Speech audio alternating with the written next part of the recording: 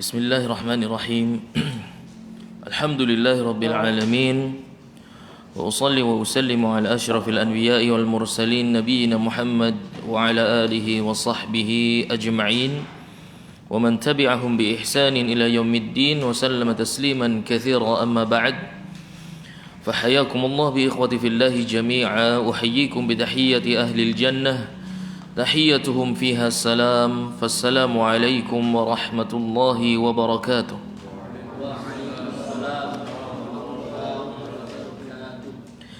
كيف حالكم؟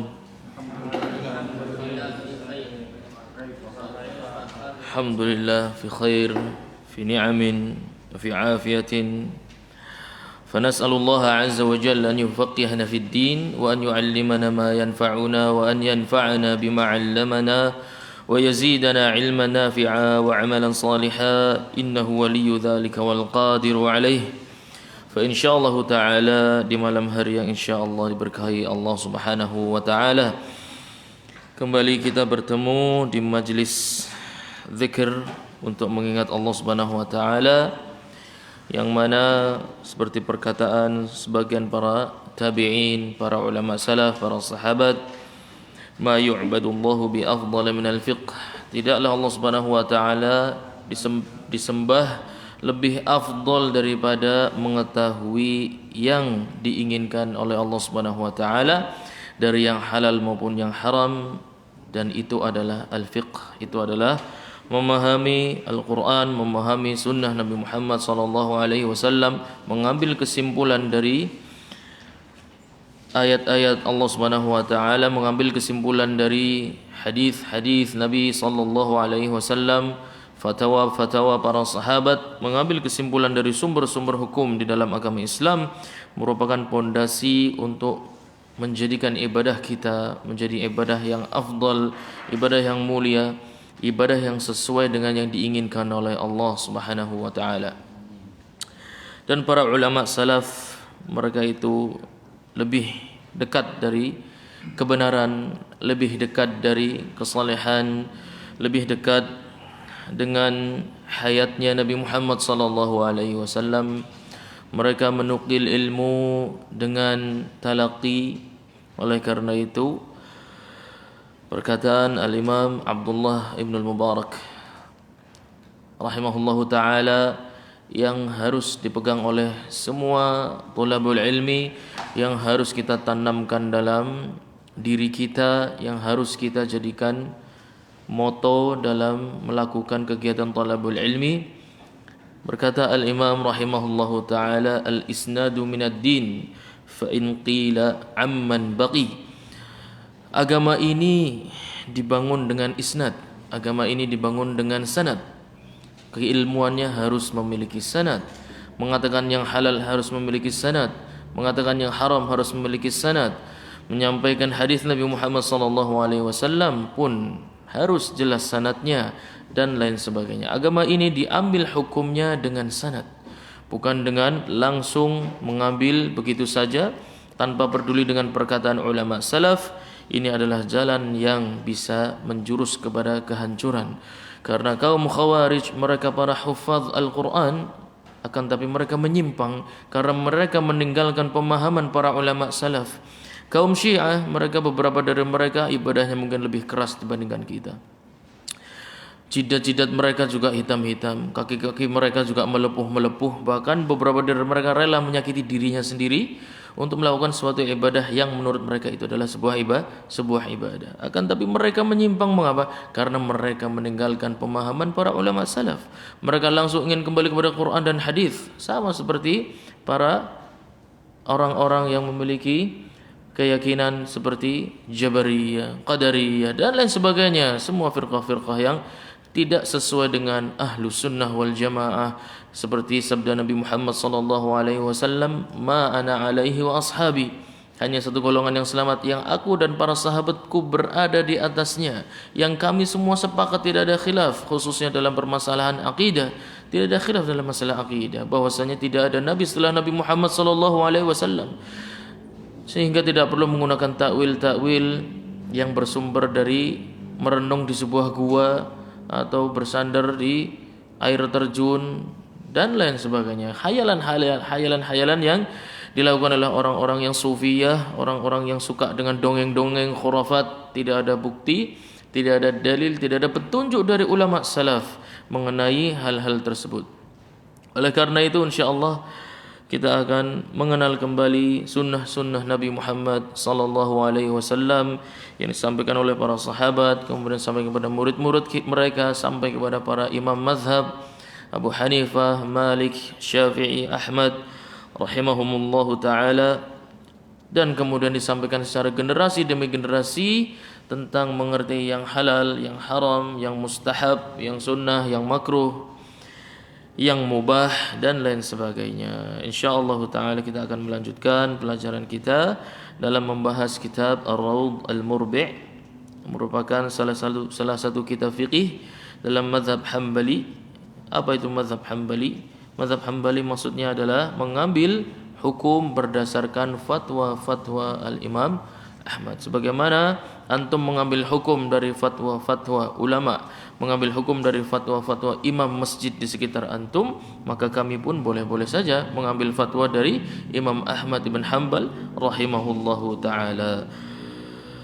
Tayyib, kemarin kita sudah mengambil beberapa hal mengenai sunnah-sunnah sebelum berwudu, bahkan di dalam wudu juga kita sudah ambil. Untuk sedikit murajaah, siapa yang bisa menjawab pertanyaan berikut dalam mencuci wajah ketika berwudu? Tayyib. Sebelum itu, ada berapa anggota wudu yang harus dicuci, dibasuh menurut Al-Quran? Coba, ada berapa? Beserta ayatnya. Harus dong. Ayatnya sederhana.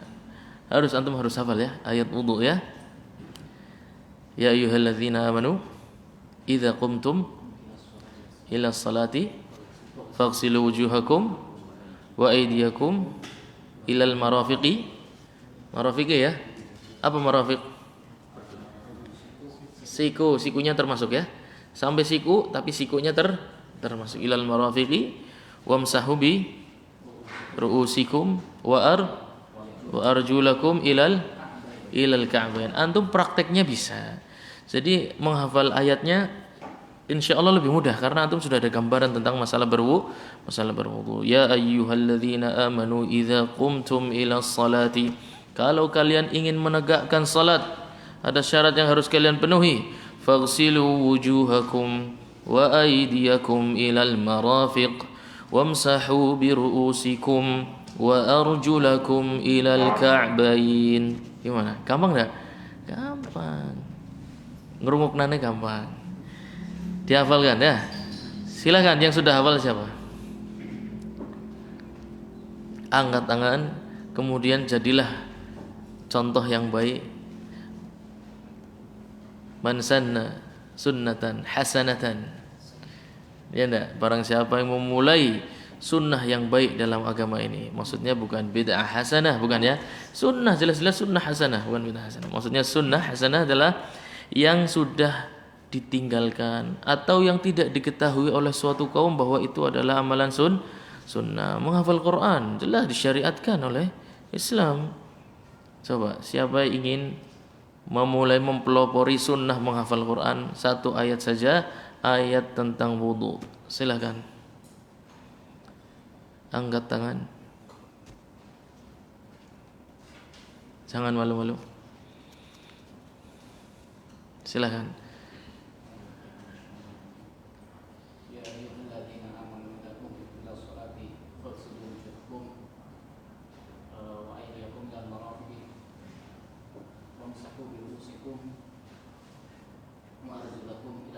Masya Allah, barakallahu fiik. Semoga Allah Subhanahu wa taala menambah hafalan Quran antum. Dan menghafal Quran, ikhwati fillah, merupakan amalan yang disyariatkan dan sangat mulia. Ketika seorang hamba besok yaumul qiyamah memasuki surga Allah Subhanahu wa taala, akan dikatakan kepada dia, Iqra warattil, ya. Fa inna manzilataka fil jannah haitsuma waqaft. bacalah Al-Quran. Al-Quran sudah tidak ada, ya enggak? Hari kiamat Al-Quran sudah tidak ada. Yang ada hanya sisa yang telah dihafal dan meresap di dalam hati kita. Ini termasuk hadis yang digunakan untuk berdalil bahwasannya keutamaan seorang penghafal Quran akan menentukan posisinya di akhirat nanti di surganya Allah Subhanahu wa taala. Bacalah Quran sebagaimana engkau membaca ketika di dunia, dan bacalah dengan tartil. Di riwayat yang lain, wartaqi, naiklah di derajat surga itu. Naik terus sebagaimana engkau membaca Quran, dan engkau akan berhenti di surga yang mana seberhentinya engkau membaca Al-Quran. Oleh karena itu kami ingin mengajak antum semua untuk mulai memperbanyak, ya. Nah, kan antum semua sudah punya hafalan Quran. Yang kita ingin aja adalah memperbanyak menghafal Al-Quran. Al-Quran memberikan syafaat yaumal qiyamah, membantu antum menentukan derajat di surganya Allah Subhanahu wa taala. Yang ingin selamat di dunia dan di akhirat, maka peganglah Al-Quran. Yang ingin mendapatkan kedudukan mulia di akhirat, maka peganglah Al-Quran. Yang ingin surganya mendapat surga dengan derajat yang tinggi, maka peganglah Al-Quran. Oleh karena itu, seorang mukmin bisa dilihat kadar imannya, sejauh mana dia memperlakukan Al-Quran, sejauh itulah kira-kira iman seorang mukmin. Thayyib, barakallahu fiik. Kemudian ketika mencuci wajah, ya enggak, hidung bagian dari wajah enggak, hidung, mulut juga enggak. Thayyib. Yang wajib itu seperti apa? Kemudian yang sunnah itu seperti apa dalam mencuci wajah atau membasuh wajah?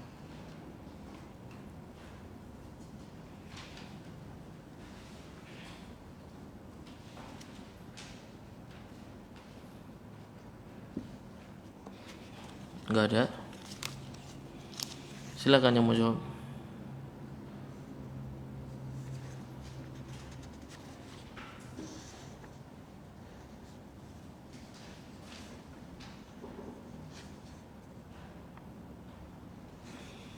Lupa.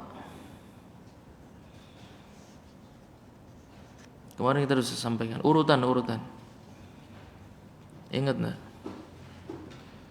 Disunahkan ketika membasuh wajah memulai dengan ketika membasuh wajah loh. Sudah selesai. Ketika membasuh wajah. Antum kalau wudu itu mulainya dari apa? Sudah selesai. Sekarang sedang membasuh wajah.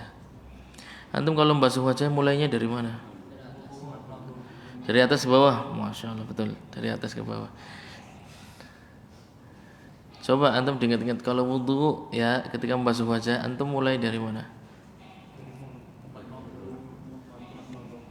Al-buda'atu bi, mulainya dengan madmadah, kemudian istinsyaq, kemudian istinthar, kemudian yang terakhir membasuh seluruh wajah. Thayyib. Ulangi, yang wajib seperti apa, yang sunnah seperti apa?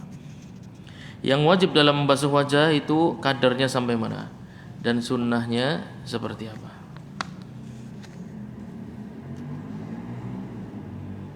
Ya, udah dikasih tahu ya.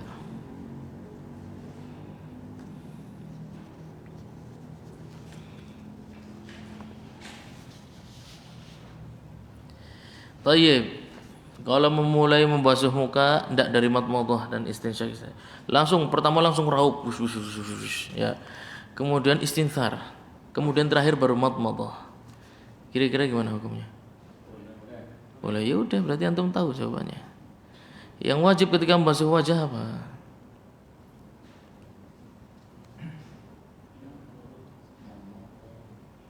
Kadar wajibnya apa? Ketika tidak dipenuhi maka wudunya tidak sah. Kadar wajibnya di mana? Kemudian sunnahnya itu seperti apa ketika membasuh wajah?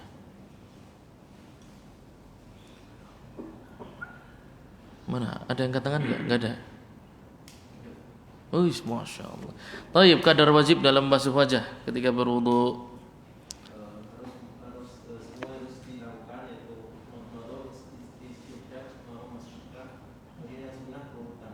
Berurutan. Yang pertama, nah, Nah, yang wajib ketika membasuh wajah adalah sampainya air kepada seluruh bagian wajah, termasuk hidung dan mulut. Ini yang wajib. Adapun sunnahnya dimulai dari madmadah, kemudian istinsyaq, kemudian istinthar, kemudian mengusap seluruh wajah. Kalau lupa madmadah gimana? Cuma usap semua langsung raup ping telu, kemudian langsung mengusap tangan, kemudian melanjutkan wudu. Kira-kira wudunya sah enggak? Ya, cuci tangan, bismillah, niat, terus langsung raup 3 kali. Raupnya gosoknya temenanan, sok. Nah, kemudian langsung mencuci tangan, kemudian melanjutkan mengusap kepala dan mencuci kaki. Kira-kira wudunya sah mana? Bisa neketer sih. Oh iya. Ya mulanya tak ulangi kayak. Tapi tadi kan sudah ada, bahannya kan sudah punya.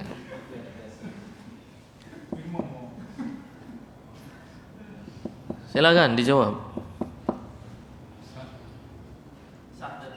Sah? Tidak. Wah, khilaf ya. Berarti ada khilaf para ulama. Tayyib. Yang mengatakan tidak sah angkat tangan. Tayyib. Yang menganggap sah. 1, 2, 3. Sedikit sekali cuma. Gede. Tayyib, bisa enggak menjelaskan kira-kira mengatakan tidak sah kenapa, Pak? Karena dia satu rangkaian dari hari 3 tersebut satu rangkaian basuh wajah. Satu ditinggalkan maka tidak sah. Tadi Ana sudah tanya, kalau dibalik rangkaiannya katanya wudunya ditinggalkan. Tayyib. Itu yang tidak sah. Yang sah? Karena lupa. No. Iya, kenapa? Karena sunnah. Sunnah apa? Karena apa? Mata itu bagian dari wajah. Kalau ditinggalkan?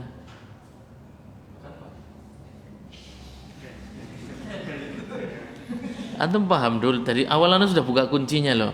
Hidung bagian dari hidungnya antum mana bolongannya ora? Iya, wis berarti dia bagian bukan? Ya sudah, kan Anda sudah bilang yang wajib adalah apa tadi yang antum jawab apa? Wajibnya. Sebentar, wajibnya apa dalam berwudu? Seluruh wis ya. Kaidah pertama ya. Ini namanya mantik atau logika ya. Premis 1 ya, premis 1 seluruh air harus mencapai seluruh wajah ya. Harus mencapai seluruh wajah. Seluruh air harus mencapai seluruh wajah dengan diusap. Tayyib. Adapun digosok-gosok hukumnya apa? Tayyib, antum sudah paham. Yang kedua, premis kedua. Hidung Anda memiliki bolongan. Ya, Ra? Ya. Berarti dia merupakan bagian dari wajah bukan? Iya. Mulut antum juga bolong, ya enggak? Apa rapat? Kan bolong. Ya. Berarti bolongan itu juga bagian dari wajah. Maka kesimpulannya, ya enggak? Memasukkan air ke dalam mulut hukumnya wajib. Masukkan air ke dalam hidung hukumnya wajib. Gampang nemen kayak aku. Angele sebelah ndi sih? Cuman urutan madmadah, istinsyaq, istinthar, kemudian mengusap seluruh wajah hukumnya sunnah. Pinter-pinter kayak gue. Nyamar. Masya Allah, dilarang nyamar. Nah, tadlis, antum berarti sedang menutup-nutupi ilmu. Hati-hati, nggak boleh ya. Nah, nanti ada sampai babnya tadlis. Insya Allah dekat. Kemudian disunnahkan untuk orang yang berpuasa. Ya, disunahkan mubalaghah. Mubalaghah itu berlebih-lebihan dalam madmadah dan istinsyaq ya. Maksudnya kumurnya itu sampai antum yakin betul air sudah masuk ke semua bagian mulut. Kumur. Nah, itu mubalaghah. Nyedot air juga sampai pangkal hidung, sedot sedalam-dalamnya. Nah, itu termasuk sunnah. Kecuali bagi siapa tidak boleh melakukan itu? Bagi orang yang berpuasa. Lalu yang harus dia lakukan apa? Apakah meninggalkan madmadah atau bagaimana? Dilakukan secukupnya saja. Apa maksudnya secukupnya? Sampai terbasahi. Sampai airnya ada yang liwat sidik. Gimana kira-kira?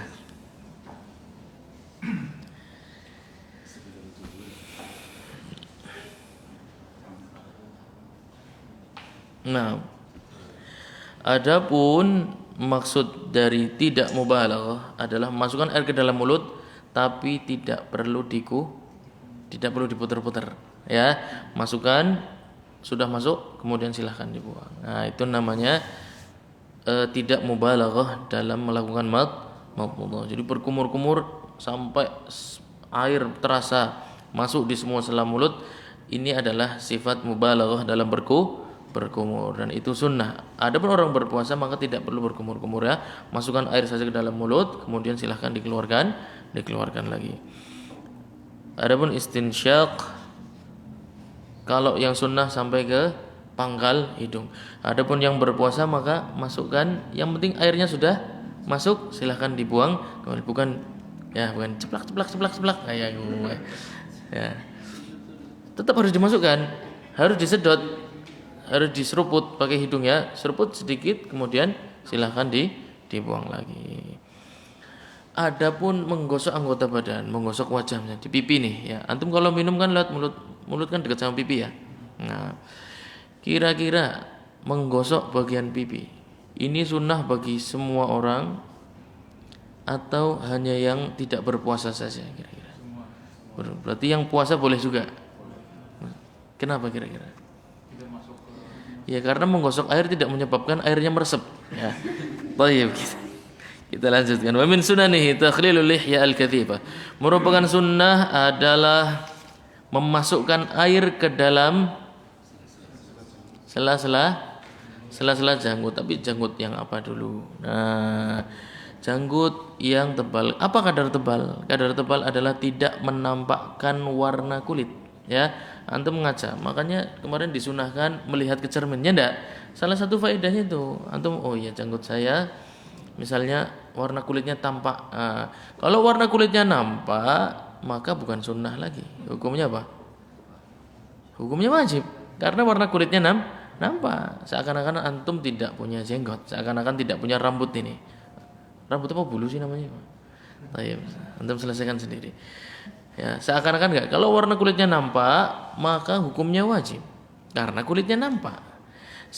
Yang menjadi permasalahan kita kali ini sunnahnya adalah ketika jenggotnya lebat. Kapan dikatakan lebat? Apakah nunggu sepanjang setengah meter? Ya, apa harus meruwul? Nah, kan. Lebat adalah ketika tidak menampakkan warna kulit. Yang wajib yang zahir. Yang wajib zahir bulu yang berada di sekitar daerah janggut, ya. Itu zahirnya saja, zahirnya janggut yang harus dibasuh. Ini yang wajib, ya. Yang wajib itu janggut yang tebal, yang dibasuh itu zahir janggutnya. Ya, antum ketika membasuh muka, ambil, nah itu sudah cukup. Itu namanya membasuh zahirnya. Zahirnya apa? Janggut. Adapun memasukkan, antum ambil air kemudian masukkan ke dalam, ya. Masukkan ke dalam, tangannya dimasukkan seperti ini, memastikan airnya masuk, ini hukumnya sunnah. Inilah sunnah berikutnya dalam berwudu. Jadi bedakan dulu jenggotnya, apakah dia lebat atau dia tidak lebat. Kalau dia lebat, maka yang wajib hanya zahirnya saja yang nampak. Adapun jenggotnya tidak lebat, maksudnya warna kulitnya nampak, maka yang wajib masuk semua airnya, ya. Itu wajib. Jadi memasukkan air ke dalam jenggot ada dua hukumnya. Bisa wajib, bisa sunnah. Kapan wajib? Ketika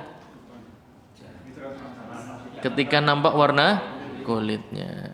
Ketika tidak nampak warna kulitnya, yaitu maksudnya janggutnya lebat, maka hukum masukkan air ke dalam janggut menjadi tulang maning. Jane kayong keder jane ragu-ragu sih. Baik, kita baca dulu. Wa min sunanihi ay sunanil wudu, termasuk sunnah dalam berwudu adalah takhlilul lihyah al-kathifah wa hiya allati tasturul basyarah. Nah, lihat ya. Tasturul basyarah adalah menutupi kulit, menutupi warna kulit. Fa ya'khudhu kaffan min ma'in, maka ambillah air ya, satu kaf, satu telapak tangan, yadha'uhu min tahtiha, masukkan dari bawah, kemudian bi asabihi mustabikah ya, kemudian dilakukan seperti ini, au min janibaihi, atau dari kanan ya, bisa dari bawah ya, bisa dari bawah seperti ini atau dari samping seperti ini. Naam. Wa ya'rukuha, digaruk-garuk ya, biar masuk, biar airnya masuk seperti ini. Naam. Wa kadza anfaqah nih ya, kadang kan lebat juga kan dari sini sampai sini ya. Ini juga antum jangan lupa, ini mengambil hukum janggut. Rambut yang di sini mengambil hukum janggut dalam berwudu, bukan dalam masalah memotong ya. Dalam berwudu karena dia merupakan rambut wajah. Ini merupakan rambut bagian wajah. Jadi bukan maksudnya mengambil hukum janggut berarti tidak boleh motong anfaqah. Boleh, karena dia bukan bagian dari lihyah, dia bukan lihyah. Wa kadza anfaqatun wa baqi syu'uril wajh, dan semua rambut wajah. Ada orang misalnya alisnya merubul, tebal sekali gini kan. Ya, itu tetap harus dimasukkan airnya ke dalam. Ketika rambut-rambut wajah menutupi warna kulit, maka antum harus pastikan air masuk menyentuh kulit. Nah, ketika rambutnya tadi menutupi atau tidak menutupi? Ketika rambutnya menutupi, maka enggak. Ketika rambutnya menutupi, maka yang wajib zahirnya. Nah, alis ini biasanya umumnya menutupi ya. Iya, yang wajib cuma zahirnya. Tapi kalau tidak menutupi, nah, ketika rambut wajah ini tidak menutupi warna kulit, maka yang wajib bukan zahir, tapi dalamnya. Yang wajib adalah dalamnya. Dan bagi yang lebat rambutnya, memasukkan air ke bagian dalam hukumnya sunnah. Nah, ubaqi syu'uril wajh, dan terapkan itu pada seluruh rambut bagian wajah. Ya, ada yang rambut kan ada yang janggutnya dari pipi sini sudah lebat ya. Sama, dia harus ketika lebat maka hanya zahirnya saja. Tapi kalau mau ambil sunnahnya, maka ambil air kemudian dimasukkan ke bagian dalamnya, digaruk, ya'rukuhu. Kemudian dimasukkan air, kemudian digaruk-garuk sampai airnya masuk ke dalam kulitnya. Itu sunnah bagi yang janggutnya lebat. Wa min sunanihi, jelas ya insyaallah ya, gampang ya.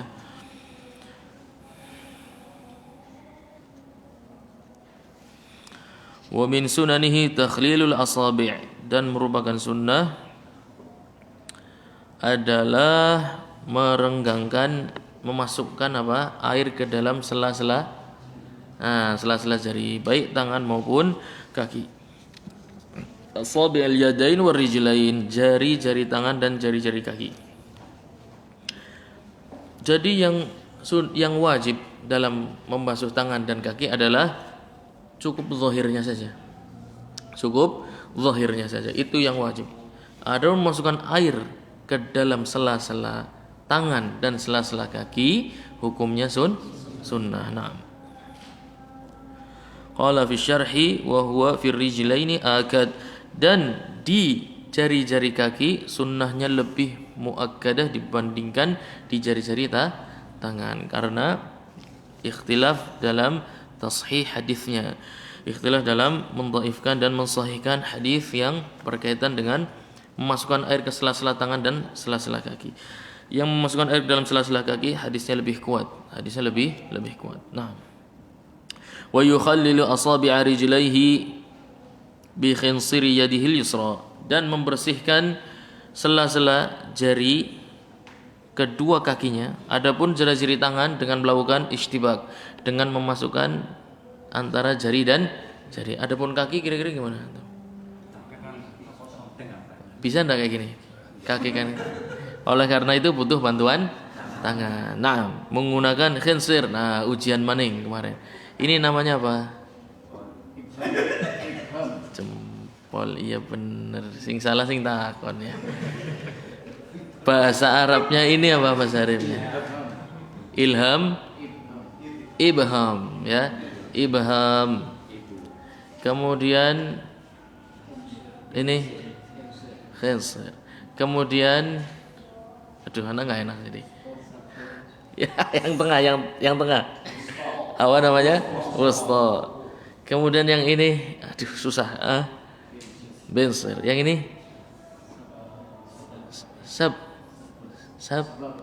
sababah. Naam. Wa yukhallilu asabi'a rijlaihi bi khunsurihi. Khinsir atau khunsur sama ya. Itu cuma perbedaan harokat saja, khinsir maupun khunsur. Bi khunsuri yadihil yusra, dengan berarti jari kelingking tangan yang sebelah kiri. Min batin rijlihil yumna, dari bagian bawah kaki yang sebelah kanan. Min khunsuriha ila ibhamiha, urut, karena dalam berwudu disunahkan apa? Tayamun. Apa itu tayamun? Mulai dari sebelah kanan. Jadi misalnya antum berwudu, pas membasuh tangan, antum mulai dari sebelah kiri, kira-kira gimana? Sah enggak wudunya kira-kira? Bila khilaf, tidak ada khilaf, wudunya sah ya. Antum enggak perlu bingung, wudunya sah tanpa ada khilaf. Nah, adapun tayamun memulai dari sebelah kanan hukumnya sunnah. Wa yukhallilu asabi' rajuli khunsuri min batini rijlihi al-yumna, dari sisi bawah kaki sebelah kanan, jadi kelingking sebelah kiri. Sikile pan dimusulna ora sah ya. Ya, kayak misalnya sikil wis. Ya, kayak misalnya sikil. Misalnya ini kaki berarti mulai dari yang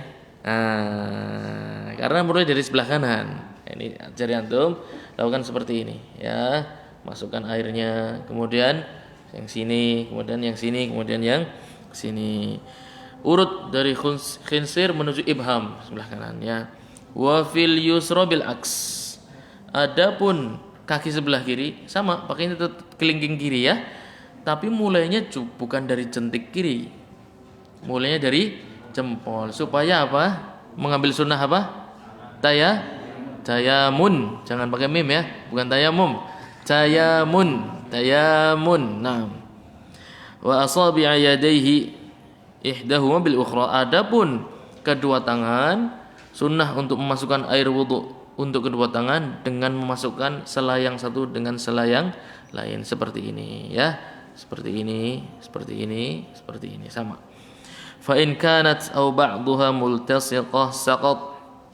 Adapun nasallallahu alaihi wasallam, ada beberapa orang yang nempel ya, beberapa jarinya nempel, maka ini tidak perlu dipaksa, ingin sesuai dengan sunnah dipaksa, namanya menyakiti malah berdarah-darah. Nah, baik, wa min sunaniha tayamun bila khilaf. Nah, disebutkan ya, merupakan sunnah tayamun bila khilaf. Maksudnya apa? Memulai dalam berwudu dari yang sebelah kanan itu hukumnya sunnah tanpa ada khilaf, enggak ada satu pun yang ngomong wajib. Ya, jadi antum jangan kasar-kasar kalau sama orang yang belum belajar, ya, belum belajar fikih langsung mulai sing kiri. Terus kiri ini ping telu disit maning. Ya, antum bukan ikhwan ya kan. Bukan jahil. Iya.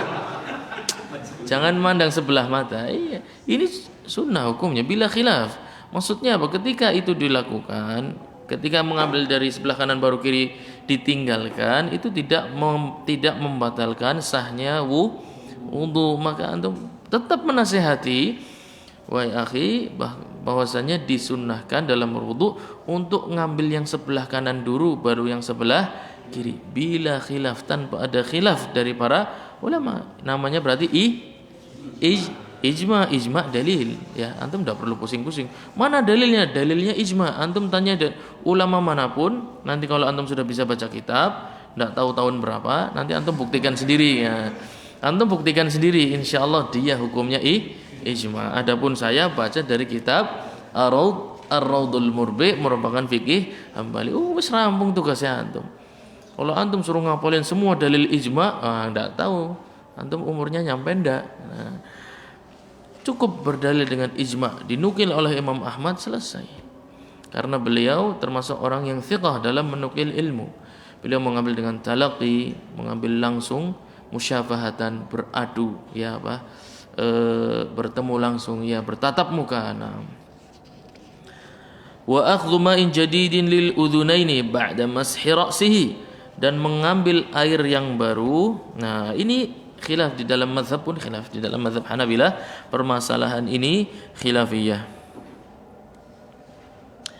Mengambil air baru khusus untuk mengusap kedua telinga setelah mengusap kepala. Biasanya antum langsung ya. Nah, ini sunnah, berarti enggak gitu bid'ah apa gimana? Iya, ini jangan sampai dipahami seperti itu. Yang sunnah adalah, oh berarti kalau enggak begitu, ini wudunya orang bukan ahlu sunnah. Oh, fatal, ini perkataan fatal. Ya. Bukan maksudnya ahlu sunnah. Ahlu sunnah itu lawannya ahlul bid'ah. Ya, hati-hati. Ahlu sunnah itu lawannya ahlul bid'ah. Hati-hati. Maksudnya sunnah di sini hukumnya mustahab. Kalau dilakukan mendapatkan pahala, kalau tidak maka tidak mendapatkan dosa. Kita sudah ambil di awalnya enggak kemarin-kemarin. Wa akhdhu ma'in jadidin lil udhunain, mengambil air khusus untuk mengusap kedua telinga. Imam Ahmad punya dua riwayat. Masalahnya khilafnya itu di situ. Imam Ahmad berfatwa dua kali dalam masalah ini. Fatwa yang pertama adalah mengambil air baru untuk telinga. Fatwa yang kedua, telinga merupakan bagian dari kepala, maka cukup dengan air yang digunakan untuk mengusap kepala. Itu masalahnya di situ. Jadi adapun penulis di sini mengambil yang rajih menurut beliau, dan ana tidak tahu yang rajih yang mana. Karena bukan level ana untuk ijtihad, oh ini yang rajih, ini lebih kuat dan sebagainya. Hafalan ana juga terbatas, hafalan hadis terbatas, hafalan Quran terbatas. Padahal Quran punya beberapa riwayat, itu pun tidak hafal semuanya. Hadis juga punya beberapa riwayat, ana tidak bisa menentukan yang sahih dan dhaif dan lain sebagainya. Beberapa unsur yang menyebabkan ana tidak bisa melakukan tarjih. Maka ana berpegang pada tarjihnya Al-Imam Al-Buhuti bahwasannya, dan beliau pun di sini tidak mentarjih. Beliau hanya mengikuti pemilik matan kitab, yaitu kitabnya namanya judulnya apa? Zadul Mustaqni. Beliaulah yang merajihkan. Milik Al-Imam Al-Hajjawi, seorang faqih mazhab Hanabilah, mujtahid, murajjih. Beliau mampu membedakan fatwa Imam Ahmad yang terpercaya, fatwa Imam Ahmad yang dibangun di atas dalil yang rajih, yang kuat, itu yang beliau pilih. Nah, kitab Zadul Mustaqni itu hanya mengambil yang rajih saja, tidak membawa khilaf. Tapi kemarin kita kadang menyinggung khilafnya enggak? Itu perbuatannya Al-Imam Al-Buhuti, perbuatannya Syekh Mansur Al-Buhuti rahimahullahu taala. Terkadang beliau mendatangkan riwayat yang lain. Maksudnya masalah ini khilafnya kuat. Biasanya Imam Buhuti kalau mendatangkan dua riwayat di dalam kitab Radul Murbi, maksudnya cuma satu. Khilafnya sangat kuat dalam masalah itu. Terakhir kita sebutkan sampai 3, ya kan? Mutaqaddimin, mutawassitin, mutaakhirinnya ada. Karena saking kuatnya khilaf di masalah itu. Jadi Imam Buhuti terpaksa harus membuat antum sedikit pusing. Ya. Padahal kitab ini untuk awal belajar. Jadi itu dua pendapat dalam mazhab Hanabilah, baik langsung maupun sendiri-sendiri. Mengusap kepala sendiri, ya, dari depan ke belakang, kemudian dari belakang ke depan, kemudian telinga ini mengambil air sendiri-sendiri. Itu hukumnya sunnah. Naam. Wa mujawazatu mahalli fardin. Kemudian disunnahkan juga untuk melewati batas berwudu, Misalnya tangan, membasuh tangan bukan hanya sampai mirfaq, akan tapi dilebihkan. Kemudian mencuci kaki itu yang wajib ilal ka'bain, ya enggak? Sampai mata kaki, tapi mata kakinya juga ikut. Disunahkan dilebihkan. Akan tetapi apakah mengusap kepala juga disunahkan sampai leher? Nah, itu juga nanti ada masalah. Tapi secara umum disunahkan untuk melebihkan basuhan ketika berwudu. Ilal marafiq, sampai kedua siku, tambahkan sampai lengan sini misalnya. Kemudian sampai kedua mata kaki di kaki. Dalam membasuh kaki juga dilebihkan sampai misalnya setengah betis, sampai misalnya setengah betis. Itu juga sunnah dalam mazhab Hanabilah. Karena dalam riwayat Nabi Muhammad sallallahu alaihi wasallam menyampaikan, "Inna ummati ya'tuna yaumal qiyamati ghurran muhajjalin min atharil wudu." Sesungguhnya pada hari kiamat nanti umatku akan datang dengan ciri-ciri yang sangat nampak, dengan ciri-ciri yang sangat nampak. Apa? Keningnya bercahaya. Ghurran ini, ghurrah ini dari apa namanya? Kepalanya kuda. Kepala kuda biasanya ada garis di sini ya. Nah, itu namanya ghurr. Nah, besok insyaallah kita semua semoga dibangkitkan Allah Subhanahu wa taala dalam keadaan bercahaya bekas wudu kita. Nah, Nabi Muhammad sallallahu alaihi wasallam menyampaikan bahwasanya umatnya akan datang yaumul qiyamah dengan kening yang bercahaya, ya, dengan kening yang bercahaya. Muhajjalin, tahjil atau muhajjalin itu sama. Tahjil itu juga dari kuda. Kuda yang baik ya, kuda yang baik itu ciri-cirinya 4 kakinya ini kayak pakai kaos kaki.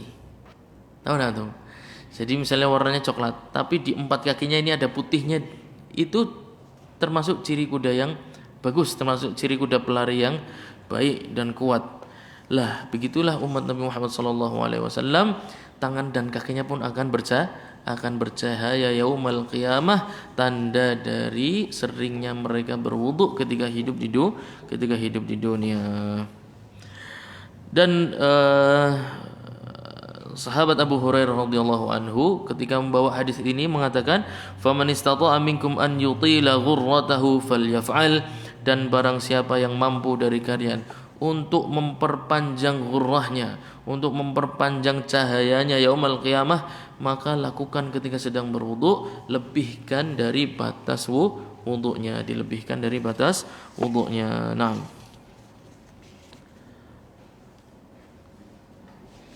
kemudian wa min sunanihi, merupakan sunnah berwudu juga, al-ghuslatu tsaniyatu was-tsalitsah, membasuh yang kedua dan yang ketiga. Kita katakan yang wajib tadi ketika mengusap wajah, yaitu air sampai ke seluruh bagian wajah. Dan yang wajib itu 1 kali, 2 kali atau 3 kali? 1 kali. Tayyib. Menandakan bahwasannya yang kedua dan ketiga hukumnya sunnah. Ketika sunnah ketika ditinggalkan apakah membatalkan wudu? Maka hukumnya tidak membatalkan wudu. Nah, wa tukrahu ziyadatu 'alaiha, dan maksimal cuma 3 kali. Kita mungkin sering melihat beberapa orang ketika berwudu itu berlebihan dalam membasuh anggota wudu. Ada yang raupnya sampai 5, 6, 7 kali, menjadi kebiasaan. Bukan karena dia butuh, bukan. Tapi sudah sampai menjadi kebiasaan. Mencuci kaki sampai harus 5, 6, 7 kali dan lain sebagainya. Wa tukrahu ziyadatu 'alaiha, dan lebih dari 3 kali hukumnya makruh dengan ijma' para ulama. Nah,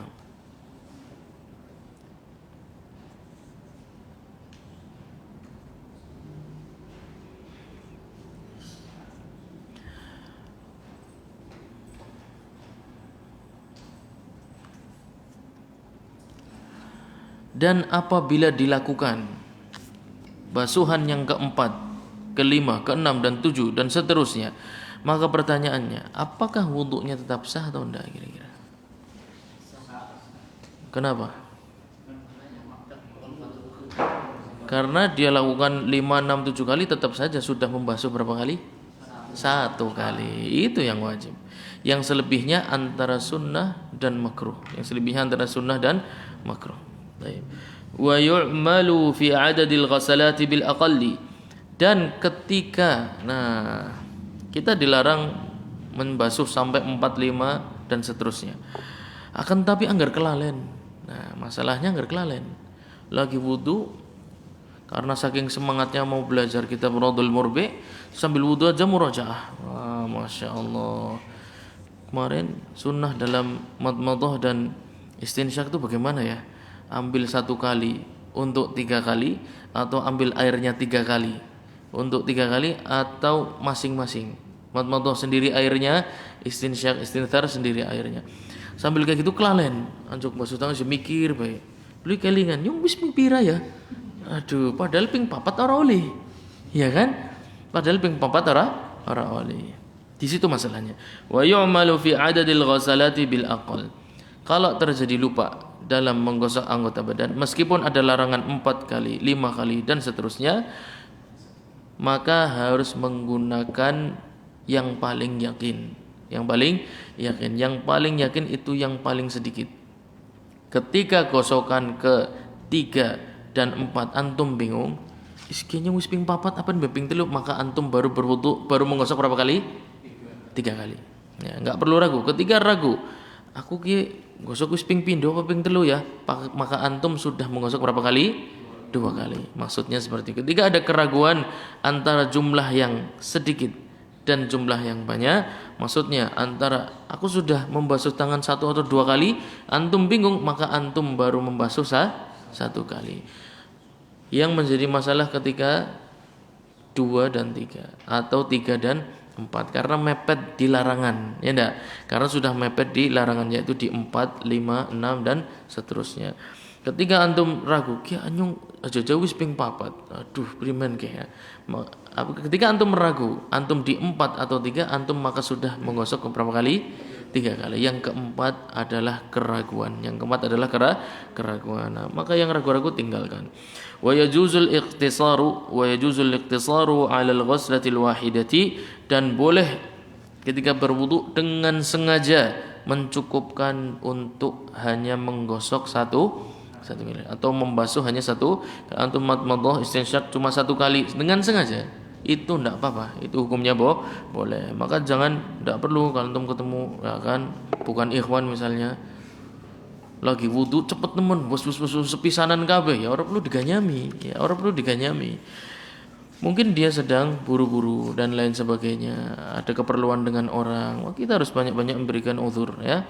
Itu boleh, itu boleh untuk dilakukan. Wasintani afdalu minha, dan ketika membasuh muka, tangan, kaki dilakukan 2 kali, maka itu lebih afdal. Wa thalathu afdalu minhuma, dan ketika dilakukan 3 kali maka lebih afdal lagi. Walau ghasala. Nah, di sini masalahnya. 1 wajib, 2 lebih afdal daripada 1, 3 lebih afdal daripada 1 dan 2. Yang menjadi masalah, kalau wajah 1, basuh tangannya 2, basuh kakinya 3 kali. Gimana kira-kira? Boleh tidak? Boleh dan tidak makruh dengan ijma' para ulama. Tidak perlu khawatir. Dan kalau tidak makruh berarti pelakunya orang perlu diganyami. Iya.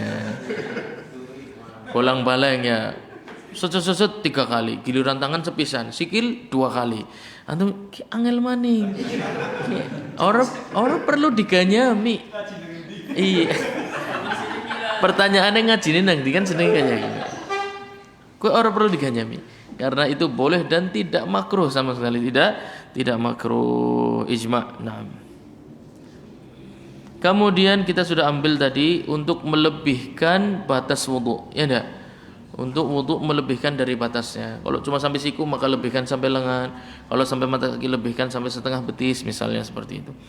Akan tapi apakah ketika mengusap kepala itu dilebihkan sampai leher? Nah, wala yusannu mashul unuqi, tidak disunnahkan untuk mengusap bagian leher.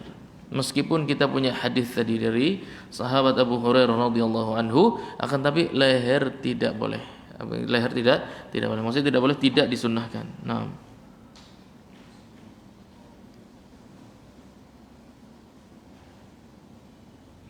Bahkan Al-Imam An-Nawawi rahimahullah ta'ala punya perkataan yang cukup keras terhadap orang yang membasuh kepala sampai ke bagian leher. Dikatakan bid'ah. Ini wudunya bid'ah karena tidak ada sama sekali tuntunan dari para sahabat. Jadi memang kaidah umum kita sudah ambil tadi, ya enggak? Bahwasannya disunahkan untuk melebihi batas wudu, ya enggak? Akan tetapi khusus leher tidak ada petunjuk dari ulama salaf. Jadi itu berbahayanya ketika langsung kembali ke hadis Nabi sallallahu alaihi wasallam enggak ngerti petunjuk dari ulama salaf. Karena biasanya beberapa hadis itu memiliki pengecualian, ya. Beberapa hadis memiliki kondisi khusus. Enggak tiba-tiba langsung dipukul rata. Enggak tiba-tiba langsung dipukul rata. Ketika kita tahu bahwasanya disunahkan untuk melebihkan wudu dari batasnya, logikanya leher termasuk, ya kan? Akan tetapi apakah para sahabat, apakah para tabi'in, ulama salaf melakukan hal itu? Itu pertanyaan berikutnya. Oleh karena dalam memahami Al-Quran, dalam memahami sunnah Nabi SAW harus kembali kepada pemahaman para ulama salaf. Itulah jalan manhaj salaf. Bukan hanya kembali kepada Quran dan sunnah, tapi pemahamannya lebih penting. Pemahamannya baru apa enggak? Kalau pemahamannya baru seperti kata Imam An-Nawawi, maka ini namanya bid'ah. Berdalil dengan sunnah bisa jadi. Ini orang bisa jadi berdalil dengan hadis Nabi SAW. Akan tapi memahami hadis tersebut, pemahaman itu dipahami oleh para ulama salaf enggak? Di situ masalahnya. Baik, oleh karena itu kami ingin selalu mengajak antum semua untuk kembali kepada ulama salaf. Bukan hanya dalam masalah berdalil, akan tapi dalam memahami sebuah dalil. Dalam memahami sebuah dalil, kita pun harus kembali kepada petunjuk para ulama salaf. Walal kalamu 'alal wudu, dan tidak disunahkan ngobrol ketika berwudu.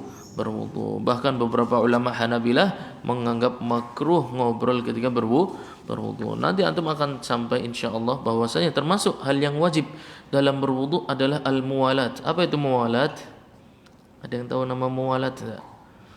Apa itu? Maksudnya muwalat kayak apa? Kualat kayak gitu. Muwalat itu maksudnya adalah nyambung.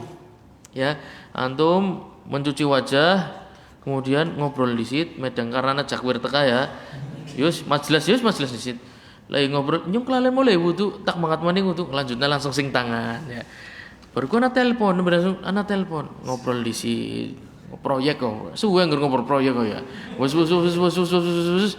Pat ini HP-ne baru gue nyung oh ya nyuci tangan. Saya pan nyuci kepala. Barang nyuci kepala, anak teka, "Bah, mari dibaro balik-balik kayak gitu." Ya salat wis rampung udune urung rampung. Nah, bahaya maning kowe. Dalam wudu wajib bukan sunnah. Wajib yang mualat nyambung, wajib untuk nyambung. Maksudnya berarti niat wudu diusahakan selalu hadir ketika berwudu. Sedang berwudu usahakan hati kita selalu hadir ketika sedang berwudu. Adapun berbicara di dalam wudu dibolehkan ketika sifatnya zikrullah. Misalnya apa? Ada orang mengucapkan salam. Ya enggak? Assalamualaikum. Antum sedang berwudu jangan ragu-ragu. Silahkan untuk dijawab. Oleh karena itu di dalam kitab Al-Furu' milik Al-Imam Ibnu Muflih Al-Hambali beliau mengatakan wa yukrahu bi ghairi dzikrillah. Berbicara ketika wudu makruh selain zikrillah. Fala yukrahu as-salamu war-raddu alaihi, maka tidak makruh salam maupun menjawab salam. Jadi misalnya antum ada teman lama datang sedang berwudu, assalamualaikum, sambil lanjutkan wudunya, tidak ada masalah. Atau dia salam duluan antum balas salam juga tidak ada masalah. Naam. Wali anal kalamu yudhibu istihdar al-qalb, karena ngobrol ketika berwudu itu akan sedikit menghilangkan niat di dalam hati, sedikit menghilangkan konsentrasi ketika sedang berwudu. Wal mawdi' min mawadhi' takfiriz dzunub, dan antum jangan lupa berwudu merupakan salah satu tempat takfir dzunub, dihapuskannya dosa-dosa seorang hamba. Maka perlu bagi kita untuk menghadirkan hati supaya dosa-dosa kita betul-betul diampuni oleh Allah Subhanahu wa taala. Fala budda minal ihsani fihi, maka kita harus berbuat baik ketika sedang berwudu. Maksudnya apa? Seakan-akan kita betul-betul diawasi oleh Allah Subhanahu wa taala dan kita betul-betul mengharapkan dengan wudu ini dosa-dosa kita betul-betul jatuh dari tubuh kita. Naam. Kemudian sudah selesai. Habis ini masuk ke furudul wudu, yang wajib ketika berwudu. Nah, kan tapi anak ingin menambahkan ada beberapa sunnah yang berkaitan dengan diri kita. Anak ambil dari kitab Kasyaful Qina', sama karangan dari Al-Imam Al-Buhuti, mensyarah kitab Al-Iqna'. Kitab Al-Iqna' karangan siapa? Sama Al-Imam Al-Hajjawi, Al-Imam Al-Hajjawi. Satunya ada Iqna', ada Muntaha. Adapun Muntaha karangannya siapa? Ibnun Najjar. Jadi Al-Imam Al-Buhuti ini mensyarah kitab-kitab paling penting pondasi dalam mazhab Hanabilah. Kitab-kitab paling penting dalam mazhab Hanabilah di mutaakhirin, di zaman akhir adalah Zadul Mustaqni, ya, karangan Al-Imam Al-Hajjawi. Kemudian ada Al-Iqna', karangan Al-Hajjawi. Ada satu lagi Al-Muntaha, karangan Ibnun Najjar. Tiga-tiganya disyarah oleh Syekh Mansur Al-Buhuti. Beliau dikatakan syarihul mazhab. Julukannya adalah pensyarah mazhab Hambali. Beliau sangat faqih, keilmuannya seperti keilmuan para ulama salaf, sangat detil dan sangat spesifik dalam menukil perkataan para ulama salaf. Nah, dan makruh untuk mengambil uban, natfu syaibi, dimakruhkan untuk mengambil uban karena Nabi SAW melarang untuk mencabut uban. Wa qala innahu nurul Islam, dan berkata Nabi Muhammad SAW bahwasanya uban itu merupakan cahaya Islam. Wa nurul mu'min, dalam riwayat yang lain dia adalah cahayanya orang mukmin. Diriwayatkan oleh Al-Imam At-Tirmidzi dengan hadis yang hasan. Baik, akan tapi dalam satu riwayat Abu Bakar As-Siddiq pernah mendatangkan ayahnya untuk bertemu dengan Nabi Muhammad sallallahu alaihi wasallam dalam kondisi ayahnya sudah sangat tua. Ayahnya Abu Bakar As-Siddiq radhiyallahu anhu dalam kondisi yang sudah sangat tua. Jenggotnya putih, rambutnya putih semua. Kemudian Nabi sallallahu alaihi wasallam mengatakan ghayruhuma wa jannibus sawad. Rubah putih yang ada di kepala dan di jenggot, wajannibu as-sawad, dan hindari warna hitam. Jadi makruh untuk mencabut uban, disunnahkan untuk merubah warnanya, ya. Makruh mencabut uban, disunnahkan untuk merubah warnanya, tapi jangan menggunakan warna hitam. Nah, disunnahkan menggunakan hinna dan katam. Hinna, antum tahu hinna ya? Hinna ma'ruf ya, hinna ya. Katam sama. Termasuk tumbuh-tumbuhan yang digunakan untuk mewarnai, tumbuh-tumbuhan yang digunakan untuk mewarnai. Dalam hadis Abi Dzar radhiyallahu anhu, inna ahsana ma ghayyartum bihi hadha syayb al-hinna wal katam. Yang terbaik untuk mengubah warna uban ini adalah gunakan hinna dan katam. Hinna itu warnanya cenderung merah, ya. Hinna itu warnanya cenderung merah. Adapun katam itu warnanya merah ke hitam, merah ke hitam-hitaman. Dan ketika keduanya dicampur, maka warnanya merah ke hitam-hitaman, merah ke hitam-hitaman. Jadi ada unsur hitamnya tidak apa-apa, ada unsur hitamnya tidak apa-apa. Akan tetapi tidak boleh hitam yang polos, hitam yang sangat jelas hitamnya. Jadi hitam semu merah, hitam coklat, hitam semu biru, hitam semu hijau, kuning, pink, serantum wis nger. Baik. Dan tidak apa-apa selain warna kemerahan, ya, tidak apa-apa selain warna kemerahan. Dalam suatu hadis, kana khidabuna ma'a Rasulillah sallallahu alaihi wasallam al-wars waz-za'faran. Dahulu khidab kita, yaitu yang digunakan untuk mewarnai uban, itu menggunakan wars dan za'faran. Za'faran itu cenderung warnanya apa? Kuning. Ya, antum za'faran campur ke air itu cenderung warnanya kuning. Jadi esensinya itu bukan warna merah. Ya esensinya itu bukan warna merah atau merah kayak hitam-hitaman yang sering antum saksikan atau pakai henna dan lain. Bukan. Esensinya bukan itu. Tapi esensinya adalah supaya kita tidak terlihat sebagai kaum yang lemah. Ya enggak? Oh, ini sini wong tua tok ya. Nah, meskipun antum sudah beruban, tetap tunjukkan antum adalah seorang pemuda, ya. Seorang pemuda, gagah, bujang gemundang, gantengnya orang Iram. Nah, masya Allah wis. Walimah terus, masya Allah. Jadi menggunakan warna hitam hukumnya makruh, ya. Wa yukrahu bisawad. Adapun menggunakan warna hitam hukumnya makruh. Aja sunnah makruh ya. Makruh. Oleh karena itu perlu untuk diperingatkan, perlu untuk dinasihati. Akan tetapi antum harus hikmah dalam menasihati. Dalam mazhab Hanabilah hukumnya makruh, bukan haram. Ya, jangan perlakukan dia sebagai seorang pelaku dosa besar. Ya. Antum rambutnya ireng, antum merubah ciptaan Allah Subhanahu wa taala. Aduh, nah. Dakwah dengan hikmah, dakwah dengan hikmah. Yang menyuruh merubah warna itu sendiri adalah Nabi sallallahu alaihi wasallam. Ya uban memang putih, betul. Tapi Nabi sallallahu alaihi wasallam memerintahkan untuk dirubah warnanya supaya tetap terlihat muda, supaya generasi Islamnya tetap terlihat kuat meskipun usianya sudah banyak. Ya. Adapun dengan hitam diambil kesimpulan hukum dalam mazhab Hanabilah hukumnya makruh, bisa menjadi haram. Kapan? Tadi ana di awal nyinggung masalah tadlis ya. Nah, di sini masalahnya, di sini tadlis masuk. Ketika itu menjadi sebuah tipuan, ya, seorang wanita usianya sudah lumayan banyak, ubannya sudah keluar, kemudian ditutupi dengan warna hitam. Ketika nazar, dalam mazhab Hanabilah ada dua riwayat. Al-Imam Ahmad memiliki dua riwayat dalam masalah nazar seorang wanita. Yang pertama hanyalah wajah dan kedua tangannya. Riwayat yang kedua yang masyhur dan dipegang oleh beberapa ulama Hanabilah adalah melihat yang terbiasa nampak di rumahnya. Melihat yang terbiasa nampak di rumahnya ketika dia bermuamalah dengan anggota keluarganya.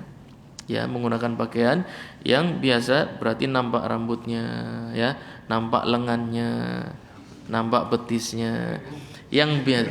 Tapi dengan syarat dia ridho dilihat, ya, dengan syarat wanita ini pertama ada mahram yang mengawal, ya, yang kedua dia ridho untuk dilihat, rambutnya. Dan ini riwayat yang mu'tamadah yang dipegang oleh para ulama Hanabilah. Kalau dia tidak mau, ya tidak boleh maksa. Dan antum tidak boleh bilang ini boleh menurut Nabi Muhammad.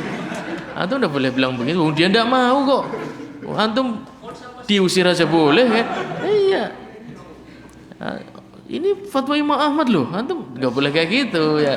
Jangan menggunakan agama ini untuk membolehkan yang dia tidak mau, memaksakan kehendak. Jangan dipaksa. Kalau dia tidak mau ya paling tidak thayyib. Kalau begitu ceritakan aja kira-kira warnanya apa. Kira-kira rambutnya ikal atau lurus, ya enggak? Kalau lurus panjangnya seberapa? Biar saya menghayal sedikit, ya. Ini rahasia untuk para kaum wanita ya. Mereka harus tahu bahwa kaum laki-laki ini diciptakan memiliki akal yang suka berhayal. Nah, ini kalau para wanita tahu kunci ini, sungguhnya para istri nggak perlu takut suaminya nikah lagi atau suaminya malah tidak peduli dengannya, nggak perlu takut. Dia harus tahu, para wanita harus tahu bahwasanya kaum laki-laki adalah kaum yang suka hidup di dunia khayalan. Ya. Silahkan terjemahkan sendiri, ya. Atur sendiri. Thayyib. Dan mewarnai rambut yang beruban tadi dengan warna hitam hukumnya makruh, bisa menjadi haram. Kapan? Ketika ada tadlis di dalamnya. Ketika dia menutupi hakikat yang sebenarnya. Tadi masalahnya ketika menikah, ya dia tutup, wah ini fulan ibn fulan al-fulani, nah, dari Salawi, ya, keturunan Margadani, ya, dari kota Tigali, ya, gantengnya orang Iram, panteka, nyongorole katon ubane, ya, ditutupi dia. Yang seperti ini haram. Ya, ini termasuk menipu. Ini termasuk haram karena bisa jadi itu termasuk sifat yang spesifik untuk calon pelamar. Ya, Bisa jadi itu sifat spesifik yang menjadi pertimbangan betul akan menikahi dia atau tidak. Dan ketika itu terungkap ketika di pertengahan, maka laki-laki ini memiliki khiyarul aib. Khiyar al-aib. Dia boleh meminta pembatalan pernikahan ke qadhi, kepada hakim. Berarti di kita apa? Kantor urusan agama mungkin ya, atau pengadilan agama untuk membatalkan pernikahan karena ada aib yang ditutupi ketika awal menikah. Yang seperti ini menjadi haram. Lah ini antum pan ganyami oli kayak sini bikin kayak gue. Nah, itu boleh antum pan ganyami. Tapi kalau yang tidak ada sampai maksud menipu, maka jangan galak-galak. Nah. Dan menipu disampaikan oleh Al-Imam Az-Zahabi merupakan termasuk salah satu dari dosa-dosa besar. Man ghasyana falaysa minna. Barang siapa yang menipu kami, maka bukan bagian dari kami. Nah, ini termasuk hal yang harus dipahami oleh seluruh kaum muslimin, bahwasanya permasalahan menipu dalam kondisi apapun merupakan perbuatan curang, merupakan perbuatan dosa besar yang harus dihindari. Termasuk tadlis di zaman sekarang yang banyak dilakukan, akan tapi tanpa disadari. Misalnya seperti ini. Ini jenis tadlis gaya baru. Buka rumah makan, pesan banner, foto makanannya ambil dari mana? Dari Google. Yang paling sedap dilihat. Wah, ini fotonya paling bagus nih. Kemudian ditampilkan dan dipasang di banner, padahal yang dia sajikan itu belum tentu mirip dengan gambar tersebut. Ini merupakan Syekh Abdullah bin Jibrin, seorang mufti besar Saudi Arabia, memfatwa ini salah satu jenis tadlis baru dalam kitab Syarah Al-Umdah, Syarah Umdatul Fiqh. Ini bukan perkataan ana ya, ana hanya menyampaikan saja.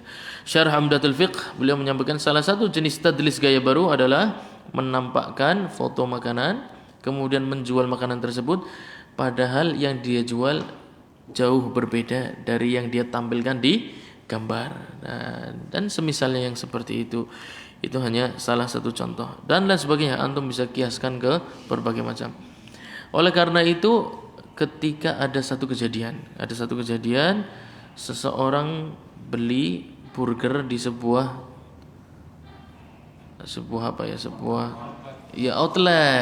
outlet, sebuah makanan fast food cepat saji. Dia pesan burger karena lihat gambarnya mantap, ya kan? Begitu keluar, gambarnya ada tomatnya, ada seladanya, ada dagingnya. Begitu keluar, udah bentuknya nggak lurus, gepeng, sayurnya nggak ada. Dia balikin, dia marah-marah, paling saya nggak bisa nerima ini, panggil manajer kamu. Nah, ini hanya salah satu kejadian. Maksudnya apa? Syariat Islam mengajak umatnya untuk tidak saling berselisih, untuk menjaga ukhuwah, ya.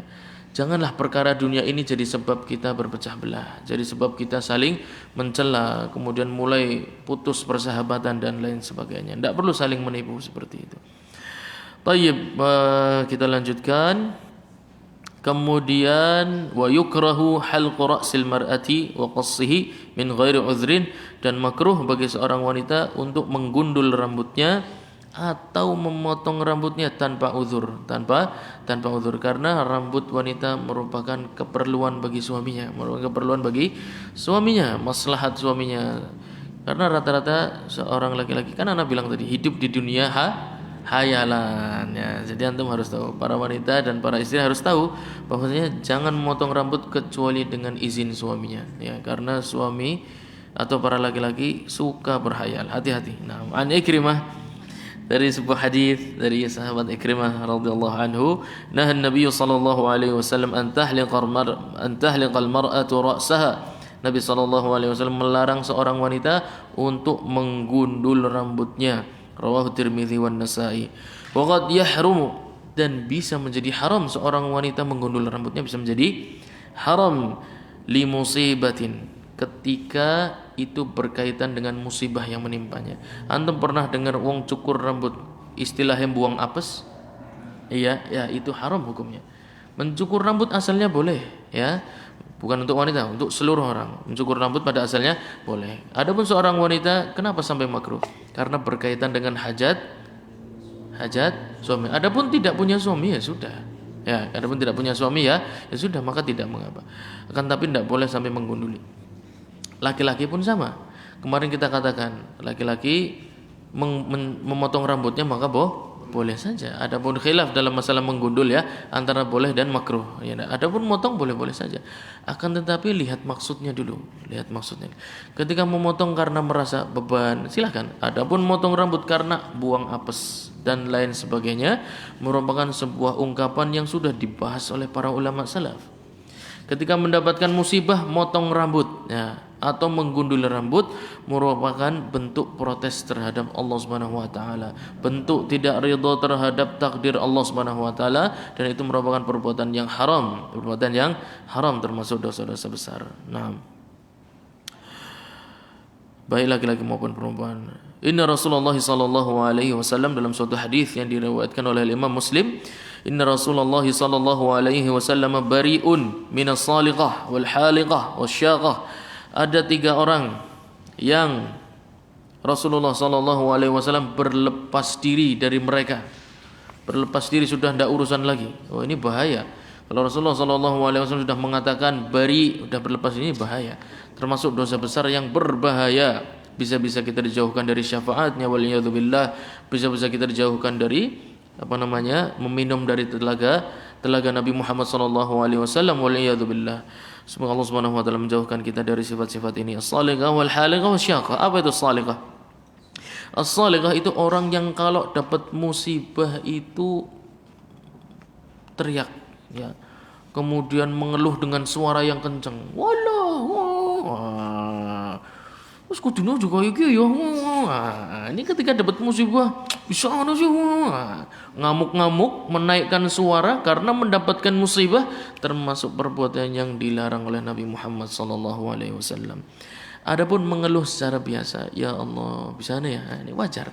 Sampai menaikkan suara, ini yang dilarang. Sampai menaikkan suara, ini yang dilarang. Nah, oleh karena itu ketika sakit pun, sakit merupakan musibah, ya enggak? Merupakan musibah karena kita jadi biasanya datang taklim jadi kadang terhalang, biasanya salat malam kadang jadi butuh istirahat, musibah. Akan tapi dalam mazhab Hanabilah insyaallah kita nanti sampai makruh untuk wayukrahul anin. Anin itu lagi sakit gereng-gereng ya. Bahasa Tegalnya gereng-gereng. Iya, bahasa Indonesianya apa sih? Merintih kesakitan. Ahsan. Makruh untuk merintih kesakitan. Makruh untuk merintih kesakitan. Wa yusannu al-istikthar min dzikrillah. Ketika sedang kesakitan, sunnahnya itu banyak-banyak berzikir kepada Allah Subhanahu wa taala, bukan malah ya, thayyib. Adapun ketika dapat musibah sampai menaikkan suara, mengeluh dengan menaikkan suara, mengeraskan suara, namanya saliqah, waliyadzubillah, merupakan dosa besar. Wal haliqah, dia yang mencukur rambutnya, memotong rambut, gunduli rambutnya karena dapat musibah, buang apes. Wasyaqah, mereka yang menyopek-nyopek bajunya, menampar-nampar dirinya, memukuli dirinya karena mendapatkan musibah, merupakan perbuatan yang dilarang oleh Nabi sallallahu alaihi wasallam, dilaknat oleh Allah Subhanahu wa taala, dan Nabi sallallahu alaihi wasallam berlepas dari orang-orang yang seperti ini. Maka antum bisa melihat beberapa firqah yang menyimpang dari ajaran para ulama salaf, memukul dirinya, bahkan bayi ya kak, disobek kepalanya, kulit kepalanya. Ini apa maksudnya? Karena apa mereka? Memperingati apa? Hari sedih, ya enggak? Mereka memperingati sebuah hari yang sedih. Wafatnya siapa? Husain. Wafatnya Husain radhiyallahu anhu. Mereka memperingati sebuah acara kesedihan yang sudah dilarang oleh Nabi sallallahu alaihi wasallam. Seandainya ada kesedihan yang perlu dirayakan, tidak ada yang lebih sedih dari terputusnya wahyu, wafatnya Nabi Muhammad sallallahu alaihi wasallam. Sedihan yang paling puncak adalah bahkan beberapa para sahabat terduduk lemas kaku ketika mendengar wafatnya Nabi Muhammad sallallahu alaihi wasallam. Beberapa dari mereka pingsan, beberapa dari mereka melongo di pinggir jalan. Tidak tahu harus berbuat apa lagi. Wahyu sudah terputus. Biasanya ketika ada masalah ada tempat untuk bertanya. Fatwa halal dan haram berada di depan mata mereka. Ketika Nabi Muhammad sallallahu alaihi wasallam telah wafat, inqata'al wahyi. Wahyu sudah putus. Jarak kita dengan Allah Subhanahu wa taala menjadi jauh dengan wafatnya Nabi Muhammad sallallahu alaihi wasallam. Sedih mereka. Ketika ada kesedihan yang perlu dirayakan, maka kesedihan wafatnya Nabi Muhammad sallallahu alaihi wasallam lebih berhak untuk antum merayakan wahai orang-orang Syiah daripada wafatnya Husain radhiyallahu anhu. Tayyib.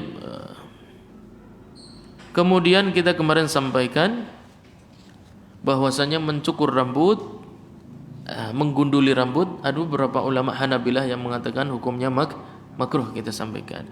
Karena itu merupakan syiarnya orang Khawarij. Dalam riwayatnya Imam Al-Bukhari dan Muslim, simahumut tahliq. Ya, dalam hadis Nabi sallallahu alaihi wasallam yang diriwayatkan oleh Imam Al-Bukhari dan Imam Muslim, ciri-ciri orang Khawarij adalah mereka suka menggundul rambutnya. Akan tetapi dengan maksudnya orang Khawarij itu menggundul rambutnya karena ghulu. Ya, mereka ingin menunjukkan bahwa mereka orang yang zuhud. Karena rambut ini termasuk mahkota. Bahkan sampai muncul profesi hairstyle, ya enggak, hairstylist, ya enggak. Sampai belajar kursus menata rambut. Menunjukkan rambut ini termasuk perkara yang dimuliakan oleh umat manusia. Bahkan beberapa orang bangga dengan rambutnya, ya enggak, di model ini, model itu, perawatannya sangat mahal. Orang Khawarij enggak mau, itu termasuk perkara dunia, gundulin. Mereka membuat hal baru. Mereka membuat syariat baru. Allah Subhanahu wa taala enggak pernah mengatakan bahwa ciri orang bertakwa adalah gundul, ciri orang yang zuhud adalah gundul, ciri orang yang paling dekat dengan Allah Subhanahu wa taala adalah yang selalu gundul. Allah Subhanahu wa taala enggak pernah mengatakan seperti itu. Oleh karena itu orang Khawarij dikatakan beberapa para ulama, ciri-ciri mereka dalam menggundul rambut sebagai upaya menunjukkan zuhudnya mereka, tunduknya mereka kepada Allah Subhanahu wa taala merupakan perbuatan bid'ah, karena mereka seakan-akan menuju ini ibadah. Ini adalah sebuah ibadah untuk mendekatkan diri kepada Allah Subhanahu wa taala. Nah, adapun menggundul dalam syariat Islam tentu disyariatkan, tapi dalam beberapa kondisi. Ya enggak? Pertama kapan? Ketika haji, ketika umrah, ketika lahir seorang anak di hari ke-7, kemudian ketika apa lagi?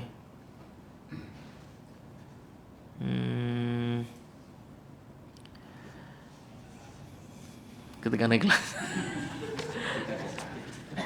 Ketika sakit bisa, ketika sakit juga bisa, atau ada uzur, ya, ada uzur misalnya gatal rambutnya dan lain sebagainya, atau penyakit berkaitan dengan rambut, maka silahkan untuk dipotong. 6. Profesor, kita tambahkan lagi, ya, lanjut sedikit ya. Gimana? Temenan apa orang ya maksudnya? Laka aturan ya. Baik, disunnahkan untuk takhmirul ina walau bi'ud, menutup bejana-bejana walaupun dengan sebatang kayu, padahal bejana itu enggak bisa ditutup dengan sebatang kayu, enggak ya, pasti kan bolong kalau ditutup dengan sebatang. Tapi Nabi Muhammad SAW menyampaikan, auki saqa'ak wadhkur ismallahi wa khammir ina'ak wadhkur ismallahi walau an ta'rid alaihi udan. Ikat bejana-bejana minum kalian, ditutup, diikat, ya. Kemudian tutup bejana-bejana makanan kalian meskipun hanya dengan sebatang kayu. Tapi jangan lupa ucapkan apa? Bismillah. Hadis muttafaq alaih, diriwayatkan oleh Imam Al-Bukhari dan Imam Muslim. Idza amsa, yaitu ketika masuk waktu malam hari atau dengan terbenamnya matahari. Kan tapi hadza ala sabilil ghalabah. Tapi ini maksudnya apa? Kenapa khususnya ketika sudah malam hari? Karena biasanya makanan ditinggal itu ketika malam hari. Itu di zaman dulu. Kalau zaman sekarang sarapan aja sisa, waliyadzubillah. Ya ada banyak beberapa orang yang sarapannya suka nyisa, makan siangnya bersisa. Mereka memasak lebih dari kebutuhannya. Mereka makan lebih dari kebutuhannya, waliyadzubillah. Kalau makan banyak tapi dihabiskan tuh enggak apa-apa, ya. Makan banyak tapi dihabiskan. Jangan sampai masaknya banyak tapi makannya males-malesan dan lain sebagainya.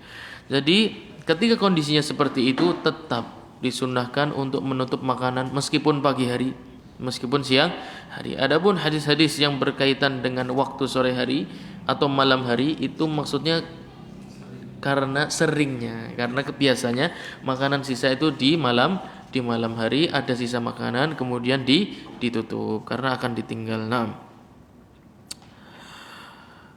akan tetapi tidak disunahkan menutup makanan ketika ada orang sedang makan, ya. Kita karuan ya. Tapi ini disampaikan oleh para ulama. Ini disampaikan oleh para ulama yang menyampaikan. Ini disampaikan oleh para ulama bahwasanya ketika orang-orang sedang makan, bukan merupakan adab ketika orang-orang sedang makan antum tutup makanannya. Nah, itu bukan merupakan sebuah adab kecuali ada hajah. Misalnya apa? Misalnya ada semprotan demam berdarah. Nah, antum lagi makan-makan sama teman-teman di rumah. Wah, gue kudu ditutup panganannya. Itu harus ditutup karena bisa menyebabkan tercampurnya zat yang berbahaya. Sunnah berikutnya adalah menutup pintu ketika datang malam hari. Naam. Dalam hadis yang diriwayatkan oleh Imam Al-Bukhari dan Imam Muslim, "Idza kana junuhul laili," kalau datang malam hari, "au amsaitum fakufu sibyanakum," maka tahanlah anak-anak kalian di dalam rumah. "Fa inna syaitana yantashiru hina idzin," karena syaitan itu ketika datang malam hari dengan terbenamnya matahari itu mulai tersebar. Nah, setan-setan ini mulai bertebaran. Fa idza dhahaba sa'atun minal laili, akan tapi kalau sudah lewat waktu maghrib, yaitu sudah masuk waktu isya, fa khalluhum, maka biarkan anak-anak itu pada bermain. Jadi anak-anak main di malam hari itu boleh ya, bukan hal yang aib ataupun jodolan bengi-bengi enggak apa-apa. Yang enggak boleh itu ketika waktu maghrib. Itu anak-anak usahakan tetap di dalam rumah. Wa aghliqul abwab, dan tutuplah pintu-pintu. Wadhkuru smallah, dan ucapkanlah bismillah. Fa inna syaitana la yaftahu baban mughlaqa, karena syaitan sebenarnya ketika pintu-pintu kita tutup dengan mengucapkan bismillah, mereka enggak akan mampu membukanya. Jangan percaya dengan sinetron ya. Ana pintu ditembus fus ya. Ana tembok ditembus fus ya. Antum baca bismillah, bismillah. Nah, begitu juga makanan yang kita tutup dengan cuma apa misalnya kayu, langkah kayu anane wesi ya, lidi ya kan ya, seadanya. Pokoknya antum tutup dengan ucapkan bismillah. Insyaallah subhanahu wa taala akan menjauhkan dari mudarat. Nah, dan disunahkan untuk mematikan lampu, sebenarnya mematikan api. Konteksnya berbeda karena dahulu ditakutkan apa? Ketika ditinggal api itu bisa menyebabkan kebakaran. Oleh karena itu dikiaskan ke lampu, boleh enggak kira-kira? Beda, enggak bisa. Itulah. Jadi kita harus cerdas dalam mengambil hukum. Dalam mengambil hukum harus cerdas. Dan ini bukan perkataan ana. Al-Imam Ibnu Hubairah, seorang imam mazhab Hanabilah, mengatakan fa amma in ja'ala al-misbah fi syai'in mughlaqin aw 'ala syai'in la yumkinu al-fawasiq wal hawam at-tasalluq fihi fala ara bidzalika ba'san, qalahu fil adab.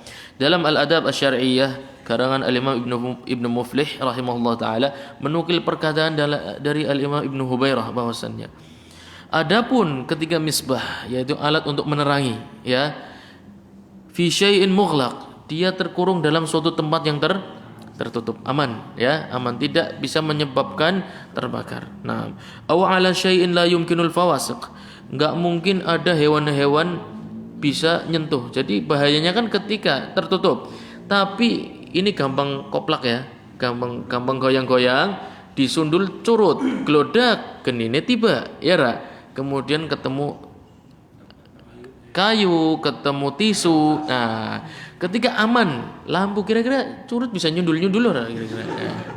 Kan begitu. Nah, ketika kondisinya seperti itu, fala arabidzalika, maka yang seperti ini tidak mengapa kalau lampunya tidak dimatikan. Maka jangan menuduh orang, iskon orang ngerti sunnah lampunya dimatiin dulu. Antum harus tahu konteks hadisnya dulu. Dulu bicara tentang masalah apa? Misbah di zaman dulu apakah misbah di zaman ini? Ketika sama maka antum namanya menggunakan qiyas. Menggunakan qiyas maka mengambil hukum yang sama. Ketika berbeda maka antum harus mengambil hukum yang berbeda pula. Itu merupakan hikmah.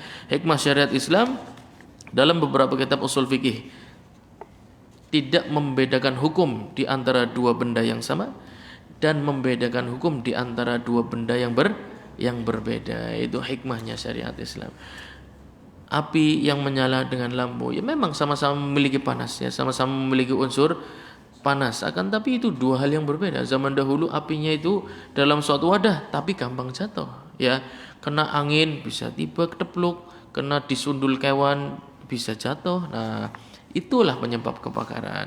Oleh karena itu disunahkan untuk mematikan idza khifa, ketika takut. Takut apa? Takut menyebabkan kebakaran, maka hendaknya dimatikan. Lampu bisa jadi kita takut kebakaran ketika apa misalnya? Ya, banyak petir. Ya enggak? Ketika banyak petir, lampu yang tadinya aman dari sundulan tikus, aman dari angin, bisa menjadi sebab kebakaran ketika banyak petir. Ya enggak? Apalagi di rumah-rumah yang belum ada penangkal petirnya.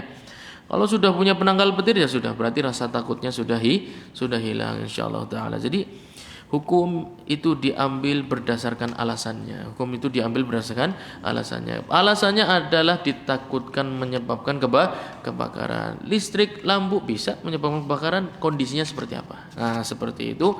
Ketika kondisinya sama, sama-sama bisa menyebabkan kebakaran, maka mengambil hukum yang sama. Ditakutkannya lampu petromak atau ceplik yang disunahkan untuk dimatikan di zaman dahulu. Nah, waduh masih banyak yang ingin disampaikan kan, tapi sepertinya antum sudah sampai. Sudah sampai apa belum kira-kira? Wa yukrahu, dimakruhkan dalam tidur ya, ketika tidur makruh untuk tidur di atas perutnya atau tengkurap. Beda antara tidur dan tiduran. Sekarang anak mau tanya sama antum, tidur sama tiduran sama enggak? Berarti hukumnya berbeda. Lagi orang tiduran kesel, kadang kita perlu ngeluk boyok dalam posisi aja diganyami. Ya, sehingga itu aja diganyami karena yang dilarang adalah tidur. Nah, yang dilarang adalah sengaja tidur dalam, maksudnya berarti kan jangka waktunya lama. Adapun ngeluk boyok, anak soalnya mengalami seperti itu. Ya seperti itulah biasanya orang kalau masih sedikit ilmunya, akan tapi banyak ngomongnya, nah itu bahaya. Iya, badan lagi pegel ya kan, dari pagi sampai malam di masjid Nabi pegel, pengen tengkurap ya kan, meluruskan boyok, baru 2-3 detik didatengin, nggak boleh itu tidur seperti itu, tidurnya ahli neraka. Waduh, saya nggak niat tidur, saya niatnya ngeluk boyok, kan itu kan dua hal yang berbeda. Maka harus mengambil dua hukum yang berbeda. Kemudian makruh juga untuk tidur di atas lehernya. Maksudnya apa? Sama-sama. Antum tengkurap enggak boleh. Melumah pun, tidur melumah enggak boleh ketika apa? Tidak ada sandarannya. Ketika tidak ada sandarannya maka makruh. Karena menurut para ulama salaf ditakutkan menyebabkan beberapa penyakit penglihatan dan lain sebagainya. Jadi usahakan, akan tapi ya, kesel ya, berolahraga, berangkat-angkat meja ya, ngechat ya boleh, beresi audio dan lain sebagainya, ngusungi wesi.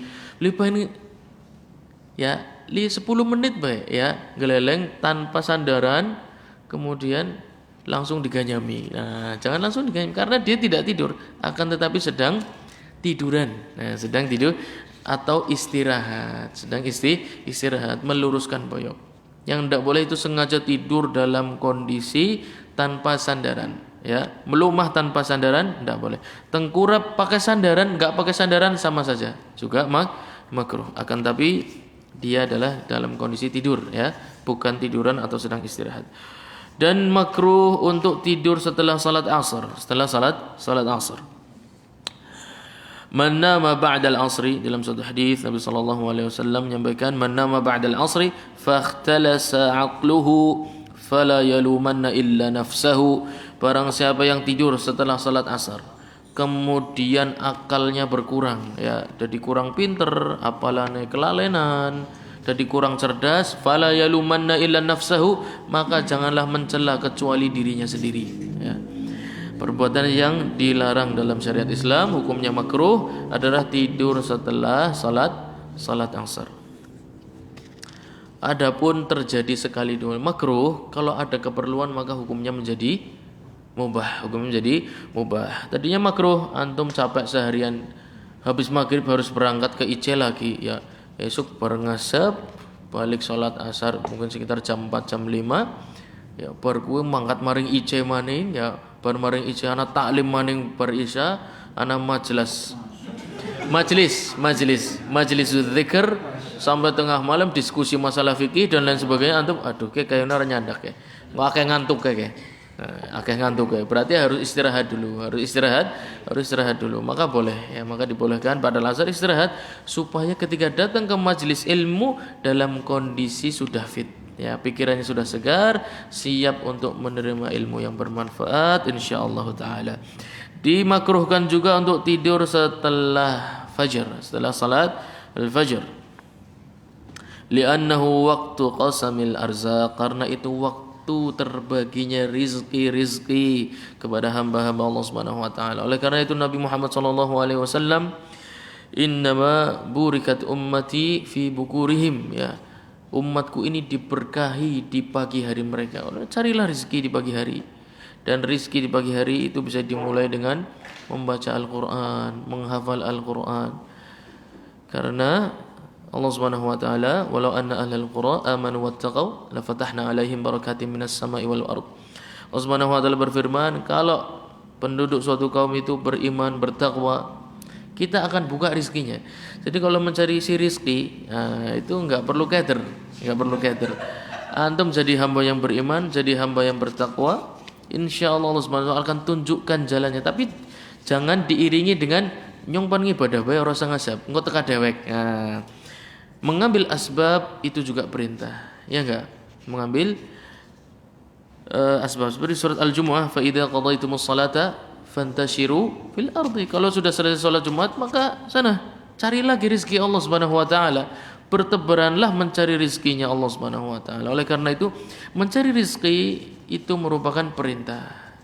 Dan mencari keberkahan dalam rezeki kita dengan beribadah juga perintah. Yang berlebihan adalah jukut sebabnya terus ibadahnya kurang, atau ibadah tok orang gelem usaha. Itu dua hal yang tidak boleh. Umat Islam harus berada di tengah-tengah. Dia beribadah dan dia juga berusaha. Dan makruh juga untuk tidur di antara orang-orang yang tidak tidur. Karena itu merupakan khilaful muru'ah, itu merupakan hal yang mengurangi wibawa seseorang. Contohnya adalah ketika sedang taklim, ya, ketika sedang taklim, sedang khutbah Jumat, itu kebanyakan orang tidur atau enggak? Itu bukan tempat untuk tidur, ya enggak? Maka tidur di sana makruh, ya. Ketika sedang taklim untuk mendapatkan faidah, mendapatkan ilmu, mendengarkan hadis-hadis Nabi Muhammad sallallahu alaihi wasallam, mendengarkan ayat-ayat Qur'aniyah. Kira-kira bisa sambil tidur apa kudune mendengarkan dengan seksama? Itu tempat untuk mendengarkan dengan seksama, bukan tempat untuk tidur. Maka makruh untuk tidur di kondisi-kondisi seperti itu. Nah, perhatikan kondisinya. Ketika itu adalah waktu atau tempat untuk orang tidak tidur, tidur di sana merupakan hal yang makruh. Tidur di sana untuk hal yang makruh, li khilafil muru'ah, karena itu akan mengurangi wibawa seseorang. Kita ambil di ketika pembahasan waktu-waktu salat. Makruh untuk tidur setelah salat maghrib, dan makruh untuk berbicara atau ngobrol setelah salat isya. Ada pengecualian enggak? Ada yang hafal enggak? Ada, di situ ditulis. Ya, di situ ditulis. Di kitab Syurutus Shalah, ya enggak? Di kitab Syurutus Shalah antum buka. Ya enggak? Illa yasiran aw li syughlin aw ma'a ahlihi wa nahwihi. Al-Imam Al-Buhuti menyampaikan bahwasanya kecuali, ya, ba'dal isya harusnya antum tidak boleh ngobrol, kecuali ngobrolnya sedikit. Ngobrol sedikit contohnya apa? Bu, motornya dilepok kena. Ya, Bu, gerbangnya dikancing. Aja meneng-menengan tok bar salat. Ya kan? Meneng bae. Pak, bisa meneng bae. Kan maksudnya bukan seperti itu. Tidak mungkin hadis Nabi Muhammad SAW maksudnya seperti itu. Makruh ditulis, makruh ngomong, nulis oleh. Benar baik gue. Maksudnya bukan seperti itu. Ya, ketika ada ngobrolnya sedikit, kayak anaknya wis balik durung, nggak ada salahnya kan tanya seperti itu, ngobrol sedikit. Gimana Bu seharian? Rindu dengan saya ndak? Auli syughlin karena ada kesibukan, kerjaan di kantor hurung rampung, lembur, garap maning bar isya, ndak ada masalah. Gue ngasuk-ngasuk bosnya takon, gimana kerjaan udah beres belum bos? Loh kenapa? Karena habis isya saya dilarang bos. Iya, habis isya menurut sunnah Nabi adalah tidur. Saya tidak boleh ngerjakan itu. Kalau bos merintah saya untuk bekerja setelah isya, bos melanggar sunnah Nabi SAW. Ya besok nggak usah berangkat lagi. Ya udah. Au ma'ahlihi atau ngobrol dengan keluarganya. Dek, gimana PR-nya udah dikerjain belum? Ya kan? Ada tugas apa dari Ustadz hari ini? Hafalannya udah sampai mana? Ngobrol. Jadi maksudnya larangan bukan larangan yang seperti itu. Maksudnya adalah ngobrol yang tidak bermanfaat. Kira-kira datang ke sini ini sudah waktu setelah Isya, ya enggak? Ini sudah waktu setelah salat Isya. Gimana kira-kira? Berarti kita tinggalkan saja Majelis Raudhul Murbi karena perintah Nabi setelah Isya enggak boleh ada ngobrol. Berarti anak enggak boleh ngomong di sini, ya enggak? Nah, kira-kira gimana menurut antum? Termasuk yang bagaimana? Belum Isya. Hah? Belum salat Isya ya? Ahsan.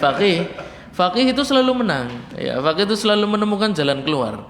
Kalau ada larangan cari. Nah, ada larangan cari, selahnya cari. Ya. Begitulah faqih. Nah, dalam suatu hadis Nabi SAW itu mengajak bicara para sahabatnya, mengkisahkan tentang kisah-kisah Bani Israel itu seringnya setelah salat Isya. Berarti taklim bukan? Taklim. Jadi setelah salat Isya maksudnya larangan ngobrol itu yang tidak bermanfaat. Adapun bermanfaat maka lebih baik daripada tidur. Ya lebih baik belajar daripada tidur, apalagi berkaitan untuk memahami syariat Islam, syariatnya Allah Subhanahu wa taala. Dan juga diriwayatkan dari sahabat Umar ibn al-Khattab bahwasannya ada seorang sahabat datang kepadanya. Jitu atahaddatsu ilaik, saya ingin ngobrol denganmu wahai Amirul Mukminin. Qala hadhihi sa'ah, kata Umar ibn al-Khattab, di wayah kayak gini kon ngajaknya ngobrol, ya habis Isya malam-malam buat apa? Nah, qala innahu fiqhun, fajalasa Umar. Sungguhnya ini masalah fikih. Tiba-tiba Umar langsung duduk. Ayo, anggar masalah fikih nyong kalah wis, jagong. Nah, saatnya berdiskusi. Nah, fatahaddatsa lailan tawilan. Kemudian mereka ngobrol lama sekali, panjang sekali, sampai sahabat yang tadi datang ini mengatakan, "As-shalah ya Amirul Mukminin." Ya Allah, kita lupa salat malam gara-gara kelamaan ngobrol. Apa dijawab Umar bin Al-Khattab? "Nahnu fis shalah." Lah ini dari tadi kita sudah salat. Ya enggak? Kalau cuma salat, kita dari tadi ngobrol sesuatu yang bahkan lebih daripada salat, sebuah ilmu. Kata Nabi Muhammad SAW, wa fadlul alimi 'alal abid. Keutamaan orang berilmu dibandingkan yang rajin ibadah, kafadli ala sairi adnakum. Kafadli ala sairikum atau kafadli ala adnakum. Sesungguhnya keutamaan orang yang berilmu dibandingkan yang cuma rajin ibadah bagaikan keutamaanku dibandingkan dengan orang yang paling rendah di antara kalian. Nabi Muhammad SAW orang yang paling mulia, manusia yang paling mulia. Seorang yang alim seakan-akan keutamaannya bagaikan seorang nabi dibandingkan orang yang sangat rendah, bukan orang yang miskin ya, bukan orang yang kurang penghasilan, bukan orang yang rendah adalah orang yang suka bermaksiat, waliyadzubillah. Keutamaan seorang nabi dibandingkan orang yang suka bermaksiat itu mirip ya, mirip keutamaan orang yang berilmu terhadap orang yang cuma rajin ibadah itu bagaikan keutamaan seorang nabi dibandingkan orang yang paling rendah di antara kalian. Subhanallah. Jadi enggak sebanding. Antum bandingkan cuma sekedar salat qiyamul lail dibandingkan dengan talabul ilmi, jauh. Qiyamul lail bermanfaat buat antum sendiri. Talabul ilmi itu untuk antum, bapak antum, ibu antum, kakak, adik, wa khairun nasi khairukum anfa'ukum linnas. Yang terbaik dari kalian yang paling bermanfaat untuk orang lain. Talabul ilmi yang paling bermanfaat untuk orang lain, menjelaskan yang halal dan haram, yang boleh, yang enggak. Kalau dalam kondisi ini harus bagaimana? Petunjuk Allah Subhanahu wa taala seperti apa? Talabul ilmi. Oleh karena itu mengherankan beberapa orang punya prinsip, saya kalau habis isya harus langsung pulang kemudian tidur, nanti bangun jam 2, jam 3. Ya itu buat ente sendiri namanya. Kalau antum ingin mendapat kemuliaan, antum talabul ilmi. Bukan dengan cara seperti itu. Sibuk bekerja, habis isya cari waktu untuk mempelajari yang halal, yang haram, mempelajari yang boleh, yang enggak. Seperti itu. Dan jauh sekali antara talibul ilmi, orang yang alim dan abid. Dalam suatu riwayat, wa fadlul alim 'alal abid. Keutamaan orang yang alim dibandingkan cuma yang rajin ibadah saja, enggak mau belajar, enggak peduli dengan ilmu.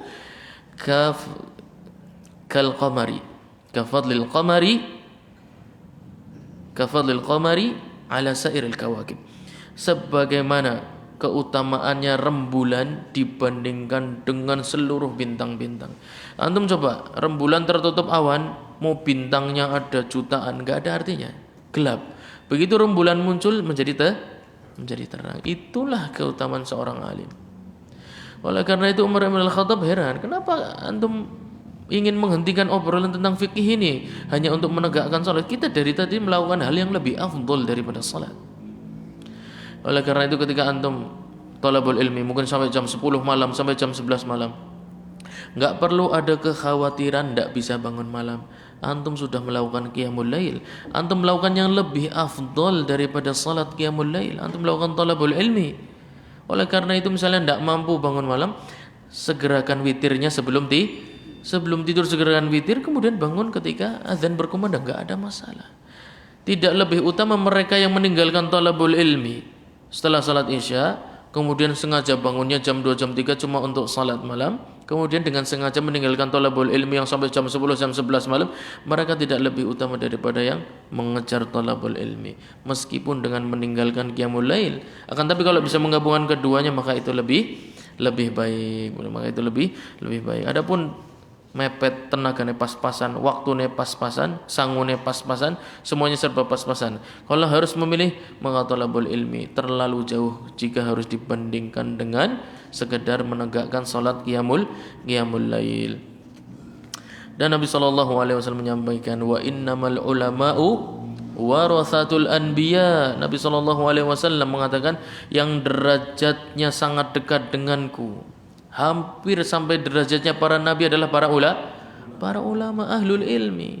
Jadi enggak seimbang kalau ahlul ilmi itu dibandingkan dengan para orang-orang yang hanya sibuk beribadah tapi tidak peduli dengan ilmu. Nah, tambah lagi enggak? Masih sedikit. Nah, kemudian kalau orang yang cuma rajin beribadah, ya enggak, kemudian datang sebuah syubhat. Sekarang lagi zamannya syubhatnya, waliyadzubillah. Ada sholat 5 waktu enggak wajib, ada jilbab enggak wajib, dan lain sebagainya. Sekarang kalau orang rajin ibadah sholat, kenteng puasa, kenteng terus ditakoni, bisa nekon agaman Islam sih orang Kristen bae, kan pada bae boleh kayak gitu. Itu pertanyaan seperti itu disampaikan oleh kaum Bani Israel kepada kaum mukminin di surat Al-Baqarah. Wa qalu kunu hudan aw nasara tahtadu. Mereka berhujah, nabi-nabi paling banyak tuh dari kaum saya loh, kaum Bani Israel loh. Ya kan? Abul Anbiya Nabi Ibrahim, ya enggak? Dan lain sebagainya. Para nabi rata-rata dari kaum Bani Israel. Maka kamu hai orang-orang Islam harusnya masuk agama Nasrani dan Yahudi supaya kamu dapat hidayah, kata mereka begitu. Wa qalu kunu hudan aw nasara tahtadu. Kira-kira kalau antum enggak belajar jawabnya gimana? Ana mau tanya. Cuma salat, puasa, salat semua. Jajan jawabnya iya waliyadzubillah. Nah, dijawab oleh Allah Subhanahu wa taala dengan jawaban yang sangat sederhana. Wa qalu kunu hudan aw nasara tahtadu. Qul bal millata Ibrahim hanifa wa ma kana minal musyrikin. Udah. Kalau sekarang kan orang dari luar ya, orang apalagi orang-orang ateis melihat Islam menyangka paling benar, Nasrani menyangka paling benar, Yahudi menyangka paling benar. Allah Subhanahu wa taala punya jawabannya. Qul bal millata Ibrahim hanifa. Tayyib, kita semua sepakat dengan Nabi Ibrahim. Ya, tayyib, antum ndak percaya Muhammad, wis ora apa-apa wis karepe, ya. Si jine ora percaya karepe.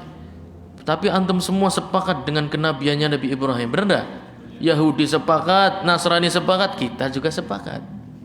Qul bal millata Ibrahim hanifa. Tapi antum coba ingat-ingat Nabi Ibrahim kira-kira biyen keprimen? Ya. Nabi Ibrahim membangun Ka'bah untuk menyembah siapa kira-kira? Nyembah Nabi, nyembah Yesus, nyembah Uzair, nyembah tembok, apa nyembah Allah Subhanahu wa taala? Tanyakan kepada mereka, kepada kaum Bani Israel. Yang apa orang Nasrani, tanya kepada mereka. Antum semua tahu dengan Nabi Ibrahim. Udah, kita tuh the point aja kepada sesuatu yang kita sepakati. Para mufassirin menyampaikan ketika para ahli agama ini, ya kan, agama Nasrani, Yahudi ingin memperdebatkan kebenaran, kita cari samanya dulu, ya, cari samanya. Kita sama-sama beriman dengan Nabi Ibrahim. Tayyib. Coba agamanya Nabi Ibrahim gimana? Lakukan agamanya Nabi Ibrahim, maka antum semua akan tahu agama mana yang sekarang sedang berada di atas agamanya Nabi Ibrahim. Nabi Ibrahim bangun Ka'bah, mengajak orang untuk menyembah Allah Subhanahu wa taala. Nabi Ibrahim memotong-motong patung berhala, ya enggak? Kemudian disisakan satu yang besar. Kaum Bani Israel datang. Siapa yang melakukan? Kata Nabi Ibrahim gimana?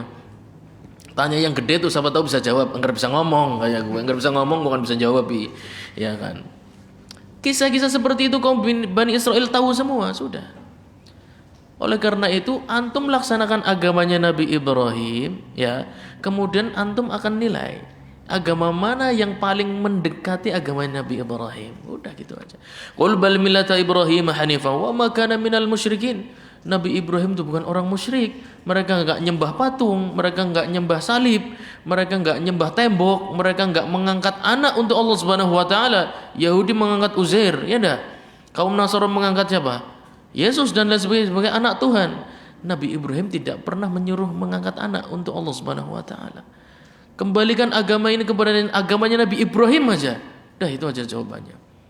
Jadi enggak perlu saling menyangka ente benar, nyong benar. Wis, antum semua beriman kepada Nabi Ibrahim, kita buktikan agama yang mendekati dengan agama Nabi Ibrahim. Siapa yang paling menyesuai, siapa yang agamanya paling sesuai di antara kita dengan agamanya Nabi Ibrahim, maka itu agama yang lurus. Qul bal millata Ibrahim hanifa wa ma kana minal musyrikin.